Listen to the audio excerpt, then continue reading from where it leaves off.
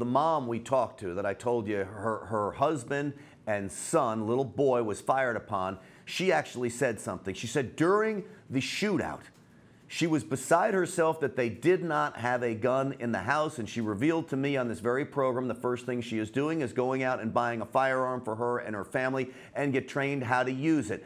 Now, that is not a reaction you're going to hear on the mainstream media, and I'm sure the reporters in that little tiny town don't know what to do, that there are so many people there with common sense. Well, and there are people, Grant, that just want, they're concerned about self-preservation. Can we have some of these media people get that into their heads? And I realize now that there are more reporters in this town than there are people who live in the town. I wish they would actually get the full side of some of these survivor accounts, but you know that's what we're down there for. But it's about self-preservation.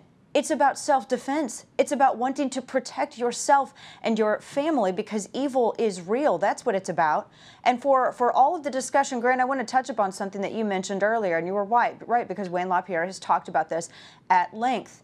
All of these individuals that have been out there calling for gun control, if only they have been calling for states to share records of those with criminal convictions and put that into the NCIC so that when you run your 4473 through NICS, it can check that system, that database that's maintained by the FBI, and so we can get a full account. I know that Wayne's talked about this, like I said. I mentioned this yesterday. It is insane to me that there are 38 states, Grant, that report less than 80% of these convictions, and you have 7 million of these convictions that are out there that have not been reported into the database and that people are unaware of. That is a terrifying thing. This guy was one of them. This guy was one of them. The system is only good as the record submitted to it. And on that point, and on the point of self-preservation, that is something that these reporters need to understand. People like Juan Williams need to understand. And I'll reiterate, Stephen Williford saved lives. It is indisputable.